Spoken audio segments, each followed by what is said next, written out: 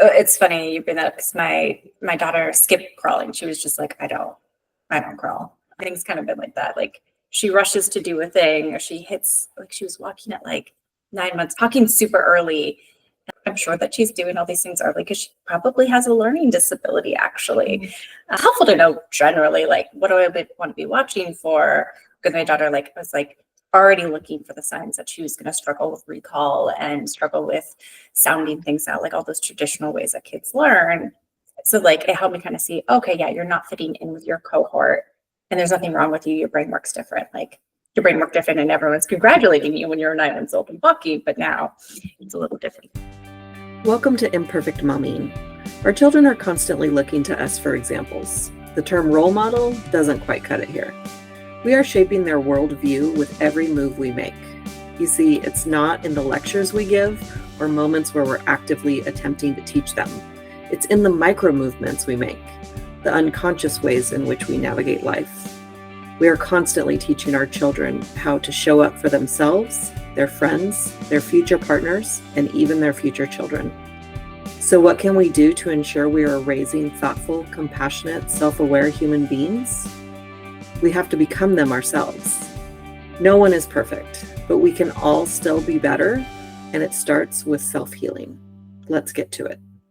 Welcome back to Imperfect Momming podcast. I'm your host, Alysia Lyons, and we have a very special guest today, Lynda Martin. Welcome to the podcast. Hey, thanks for having me. Absolutely. So tell us just a little bit about who you are and what you do. Yeah, so I am a marriage and family therapist. I have a practice called Attached, and we are mostly virtual. We're based in New York, New Jersey, and Connecticut. That's me and 2 interns, so it's a really small team. But we work primarily with couples and families, so talking through parenting pieces and how to normalize. No one knows what the heck they're doing is a big part of our role. So I was really excited about this. I also have 3 daughters that are just turned 6, 7, and 8. So finally out of the thick of like the little kid phase, where you have to watch them at all times, and into like really being able to be a little bit more adventurous, which has been really cool. Yeah, that's so fun. And I love that you have named it that none of us know what we're doing. And very cool. So how did you get started with your support? Yeah, so I grew up in San Francisco, went to grad school out there. I was working with a community mental health space where we were working with teenagers who had severe mental health challenges. So they were either coming out of the hospital and going back into school, or coming out of school to get more supportive help so that they could go back into the school system. So taught me a lot about kind of meeting people where they were, figuring out. We did a lot of family therapy with families. So talking through parenting stuff when your kid didn't fit the box of like what all the parenting books were talking about, like, hey, those strategies are not going to work for your kid. And like, that doesn't mean that there's anything wrong with you or your kid. And I thought I would stay working with kids forever. And then somehow I was like, I'm never going to work with couples, and I never want to work virtually. And now I have a virtual practice that specializes in couples. So life takes weird turns, but I think COVID kind of did that to most people who were in person before that. Yeah, well, I actually went virtual when my daughter was born, so I've been virtual since 2017. Just kind of randomly was like, oh, I'll do this for now while she's little, and then I was like, I will do this forever. This is great. Awesome. So yeah. So you were already set up during the pandemic. You didn't have to scramble and shift and figure stuff out. That's pretty. And at a time where people needed support, probably more than anything. Yeah. It was nice to have that kind of under my belt, so that even when my clients were coming through, I was like, oh, I've already gone through some of these challenges with like having kids and being virtual. So like, I at least wasn't trying to figure it out with my clients at the same time, which is more often not sometimes the case. So it was nice to be like, oh, I actually have some tricks to offer you. So that was at least helpful to have something to help people with during that time. Yeah, that's awesome. And I think you hit on a really good, important piece too, is that there's a lot of parenting experts, and I'll use air quotes because Like, what makes us an expert?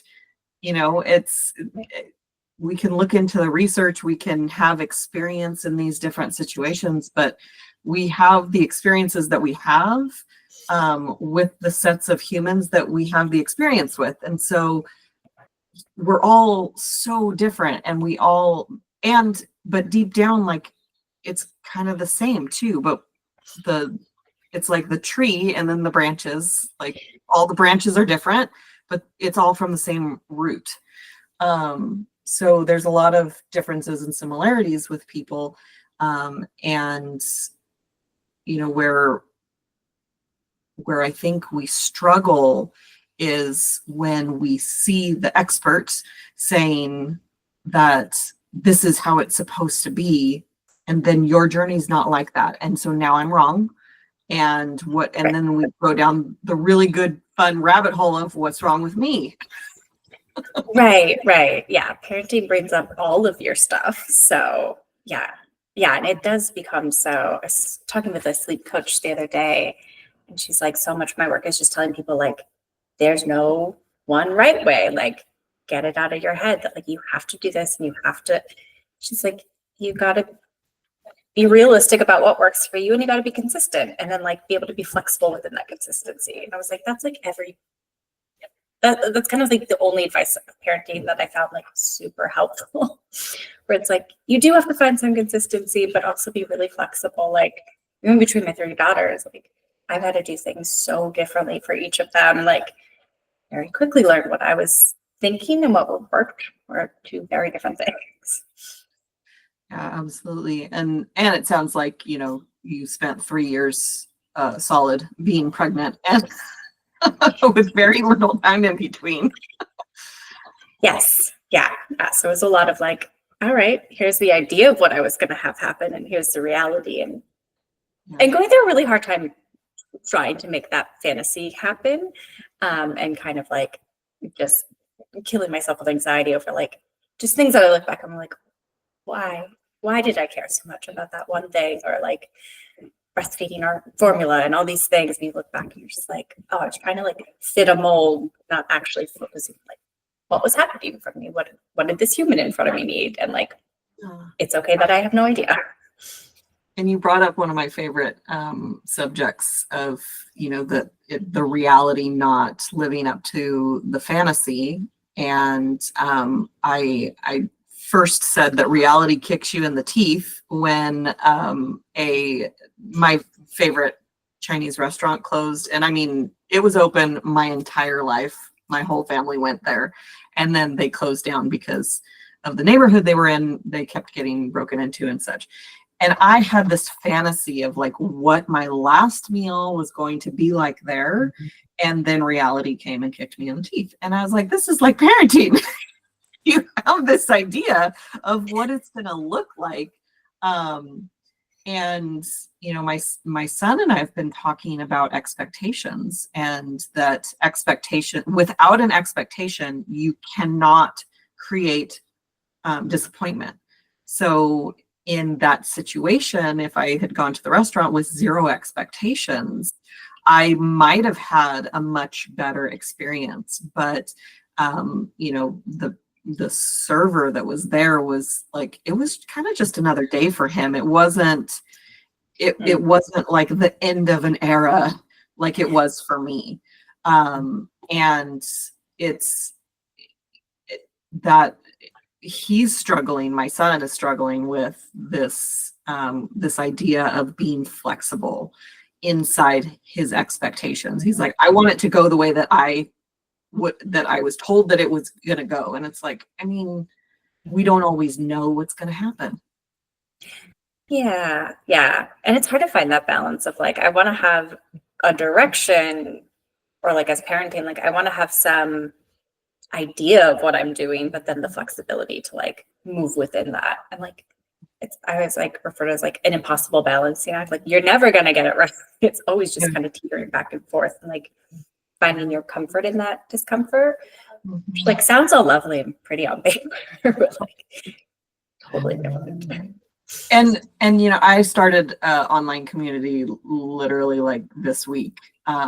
But the idea was hatched almost a year ago. And it was this thought process of like supporting moms in the first 5 years of motherhood, because my thought process is like, if I can get them in during pregnancy, right, we can create some healthy expectations. We can create some really good habits. We can work on some of the triggers that are coming up from our childhood in that first 5 years. And then everything, like the rest, will be so much more smooth. And then my friend was like, yeah, but then you need the first 5 years of school age and the first 5 years of adolescence and the first 5 years of empty nest. And I was like, okay. I'm not in the empty nest part yet, but I'm in the first 5 of adolescence. So I've been through the other 3. And, it's, when I would talk to people about it, they were like, oh my gosh, that's so what I needed if they were out of the first 5, or that's so what I need if they're in any of the stages. So finally just pull the trigger on it. Oh, good. I'm biased because I was a preschool teacher before being a therapist for 10 years. And like, there is something about those first 5 years of life for kids. And then obviously for parents, logistically, life is so hard during that time. Like you see divorce rates just like skyrocket before kids hit school because they're trying to blend 2 things and have 2 fantasies and all of the things. But it does sort of set you up if you can get comfortable during those phases while so much is happening. And I feel like that it's on a Bluey episode the other day. Like the moms were comparing how quickly their kids like walked and then talked and then did this. I feel like there's so focused on every little small thing that happens. That's like, okay, this is going to be the rest of their life. Like, how do I get comfortable not doing that comparison piece? So those first 5 years, I feel like do kind of lay that foundation. Not that it can't be undone, but it would be nice to have that support then to like more quickly realize some of those things. And like, it's not you, it's not your kid being wrong. Like you're just trying to fit into the wrong box.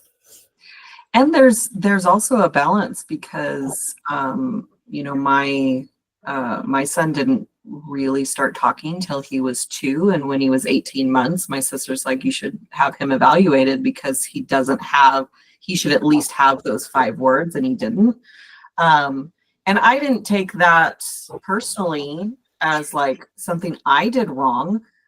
He also didn't start walking until a little bit later. Like he was over a year. I want to say it was 14, 15 months. And I was like, I didn't really question that either. And a part of it, I think, is like, I didn't read all the books.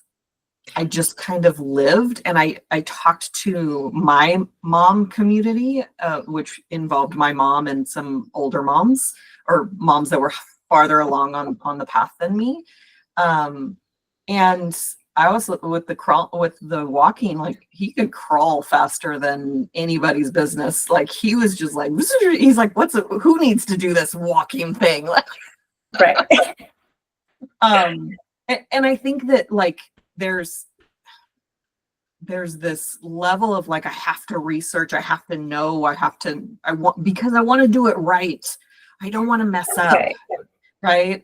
And I just didn't have any of that kind of thought process. And I don't know why. I just didn't. So yeah, I had different struggles, but that was just one wasn't mine. Yeah, it's funny you bring that up because my daughter skipped crawling. She was just like, I don't crawl. She also like from birth, like she was like folded up in half up in my rib, and like we're like, okay, we're doing C-section, and then she was like, I'm coming. I was like, you're not. No, this is not how we do this. And everything's kind of been like that. Like she rushes to do a thing, or she hits. Like she was walking at like 9 months, talking super early, and like. She's one of the older grandkids, so they were like, "Oh, like she's like, should my kid be here?" And da da da. But I'm like, "But she has ADHD." I was like, "I'm sure that she's doing all these things early because she probably has a learning disability, actually." Now that she's older, we're like, "Yeah, she does," and that was part of like that early thing. So it was like also recognizing that like these phases and stages. It's helpful to know generally like what do I want to be watching for? Because my daughter was like already looking for the signs that she was going to struggle with recall and struggle with sounding things out, like all those traditional ways that kids learn. So like it helped me kind of see, okay, yeah, you're not fitting in with your cohort and there's nothing wrong with you. Your brain works different. Like your brain worked different and everyone's congratulating you when you're 9 months old and lucky, but now it's a little different. So it's just interesting to see how all that plays out. And like, it doesn't, no one cares at what phase you are. And I feel like that it's kind of a blessing and a curse to have a therapist and / or a coach as a parent. Yeah. I apologize to my kids all the time. I was like, right. Yeah. And I, my son's 13, and so he's having, big emotions, and I'm getting into human design. So I don't know if you're familiar with human design at all, but it's basically like a blueprint for who you came here to be in a sense. And there's, brief overview. There's like, basically there's the energy centers, there's gates, and then there's channels. And that's far into it as I've gotten, but sometimes you complete channels for people. And so my son and I complete an emotional channel. So I've been saying his whole life that our emotions are connected. And then this thing actually proved it, which I thought was so fascinating. And it also explained why my stepdad and I like antagonized one another. I told that to my mom yesterday. I was like, it's in my design. It was totally my fault. But now, like through coaching, I've been able to, especially now that I know that it's actually a thing, like I've been able to like let him have his emotions and not feel like I need to jump on the emotion train with him. And I told him that yesterday. I was like, you are so lucky that I did not jump on your emotional train with you today. And he goes, you kind of did a little bit. And I was like, it's a work in progress, but not like I would have 5 years ago. So, it's like, I want to fix this thing so bad for him, and I cannot, and I can't even help him reframe it. And it's just, it hurts my heart, but yeah. Part of the challenge of knowing what we know and knowing that there's, ways of fixing things and then not having the ability. But you were going to say something. No, just kind of echoing that a lot. Like knowing something, being able to do anything with it, it's like a totally different thing. And I think, I think with my kids, like the biggest thing is helping, not getting caught up in it. And it's funny because I was telling them today, I was like, oh, I'm going to be on this podcast about moms. Like, what do you think? They're like, it's called Imperfect Moms. You're perfect. I was like, guys, shut up. They're like, okay, you're not perfect. But they were saying like, yeah, you're good enough. Like sometimes you yell at us, sometimes you get upset, and that's okay because like we still love you. And I was like, so we're going into back and forth. I was like, what would you tell moms? Like, what do you think as kids, as the person being parented? And they were adorable. They were like, even if your kid acts like they're disrespectful or they don't love you, they love you more than you know. And it's okay to make mistakes. And I was like, okay, some things about having a therapist as a mom is good. Like, that was a great response. Oh my gosh, I feel that in my heart. Oh. It was so sweet. And I was like, okay, good. Like, all I want is you to know, like, you're going to make a mistake. It'll be okay. We all lose our cool sometime. Like, it's about not doing damage when you're doing that. And like, oh, that's so great. And I was going to say too, before you added all that beautifulness, that, kids tell the truth. So, if a man says you're ugly, he's a jerk. If a woman says you're ugly, she's jealous. But if a kid says you're ugly, you're ugly. It's one of my favorite memes. They tell the truth. So when your kid is telling you you're perfect, like they're telling you the truth, and it's coming from their love. And I'm inviting moms who are listening to really receive, like, when your kid says you're a good mom or the best mom, like, listen to them. And when they say you're being mean, you can also do some self-reflection and where is that coming from, and get curious and not just hurt, because that's also hurtful. Yeah. I think that's the hardest thing. Like, because I was like, guys, you don't have to tell me the nice things. Like, I love hearing the nice things, but also like what I've tried to do is like, if I, yell at you or like lose my cool, like, and within context, like I'm not screaming at them, but I'm like, we need to get our shoes on. We need to get out the door, move your body. Let's go. It's like, you're allowed to stop and like, tell me that.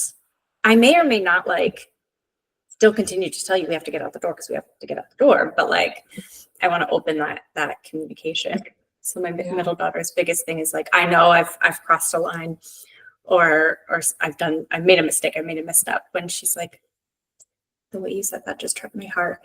And I'm like, oh, honey, I'm so sorry. I will reflect. I will take that in. But like, because my other two are very vocal about things. So when she says it, I'm like, oh, okay. Like, I want to know that. Like, it hurts, but like, I want to try to stay open in that moment and be like, okay, what happened? Like, was there a misunderstanding? Did I like rush you through something that I should have been sitting down for and being present for? And like, that ability to not take it personally, but take it serious is hard.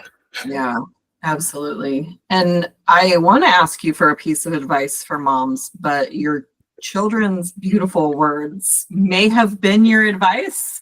But if you had something else you wanted to say, I want to give you the opportunity. No, I was like, I can't do better than this. Like, you're going to make mistakes, and like, you both love each other in those moments, and like, not getting lost in that. So my daughter had one other piece of advice that I also really liked, which was, even if, this is like her new thing that she's learned in therapy, is like, even if you had a hard moment with your kid or your kid was being disrespectful, you can still make a repair with them. And I was like, you're amazing. I love this. Like, a different therapist had taught it to her, but I was like, that's so good. That's all. That's what I want to share with people. Oh my goodness. And I love that you asked your kids for their input on what you wanted to say on the podcast. And I don't know that my 13-year-old cares anymore.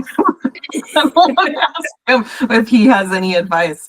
Because children have wisdom, and they're dismissed way too frequently and easily, like, but they have some wisdom. Yeah.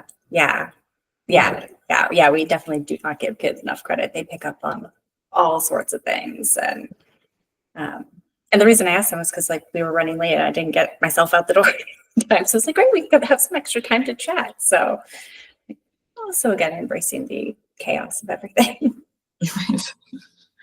Life happens, and that's kind of why, back to my son and not wanting like it being inflexible, and that is part of life. Like the thing that you said before we hit record is somebody is doing construction outside of your office window and you had to move.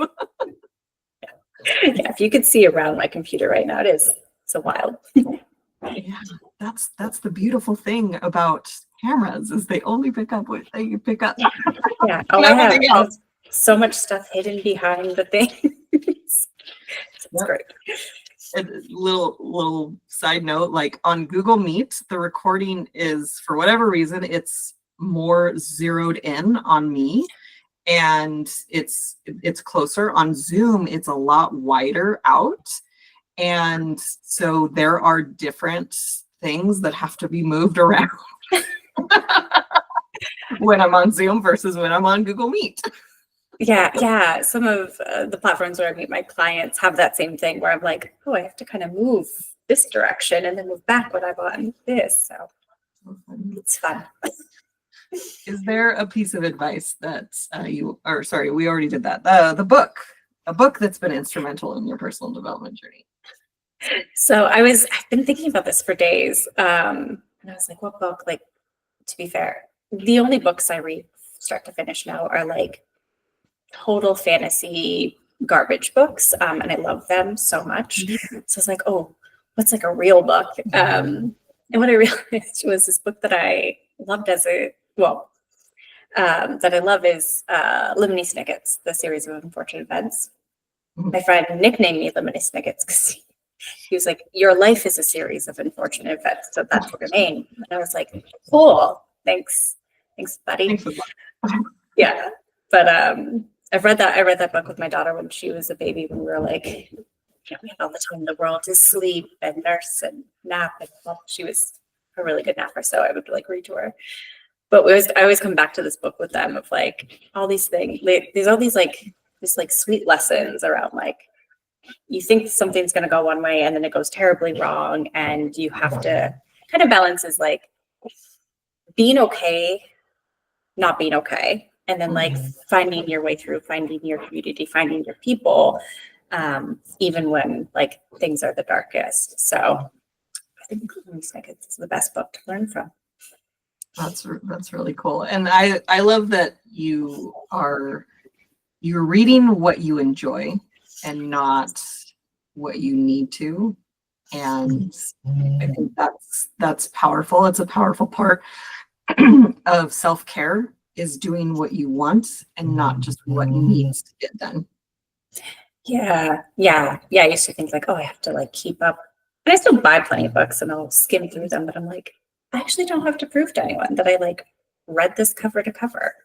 Yeah. I'd much rather spend my time reading about some fantastical dragon adventure. Like that sounds way better. And it's funny, I was at Costco yesterday and I don't know what it was, but it was a Harry Potter version of whatever it was, like popcorn or something. It was in the snack session.